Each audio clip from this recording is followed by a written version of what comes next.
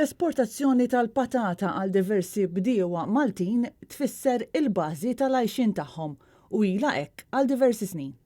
Madankollu din is-sena dawn il-bdiewa se jsofru daqqa kbira hekk kif l-esportazzjoni mhux se ssir, vittma oħra fost il-ħafna tal-COVID-19.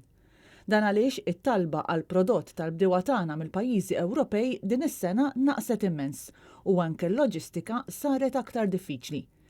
Mal-500 tunnellata ta' patata li kienu lesti biex jintbagħtu lil minn xtutna għas-suq Ewropew, issa l-bdiewa jridu jaraw x'se jagħmlu bihom. Hekk kif l-eluf kbar ta' euro li investew qed jidhru dejjem aktar li se jisfumaw tista' tgħid fix-xejn. Din l-industrija ta' kull sena tħalli ma' 2 miljuni lil bdiewa tagħna.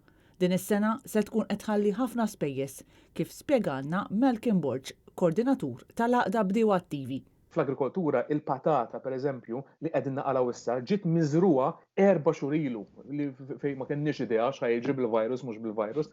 Jiġifieri kien hemm investiment sostanzjali, kien hemm input sostanzjali xtraw iż-żerrija l-bdiewa, xtraw il-fertilizzanti, xtraw l-affarijiet kollha li kien hemm bżonn biex jieħdu ħsieb il-prodott tagħhom tajjeb biex ikun ta' kwalità tajba biżżejjed biex iġibu prezz tajjeb tiegħu.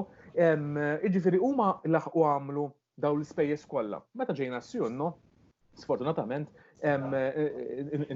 ġifieri inqara dan kollu allura il-prezz tbaxxa ħafna. Bdiewa Maltin li l-għeliqi tagħhom bħalissa huma mimlijin bi frottarthom u bżulithom jinsabu f'xifer disprament u se jispiċċaw jarmu l-patata li tant batew biex kabru. Din il-patata issa jew tintrema jew tinħarat ġol-art, ġifieri li huwa dnub kbir xejn. Dwar din is-sitwazzjoni, il-kelliem tal-Partit Nazzjonalista dwar l-Agrikoltura Edwin Vassallo qal li jekk il-Gvern mhux se jintervjeni se jkun hemm konsegwenzi korroħ ferm għall-bdiewa tagħna u appellalu biex jgħinhom. Bħalissa numru kbir ta' bdiewa tagħna għandhom il-problema li m'għandhomx is-sarħan tal-moħħ li l-patata li żaraw qalaw u qiegħda tissansara għix sa tkun imsiefra jew le.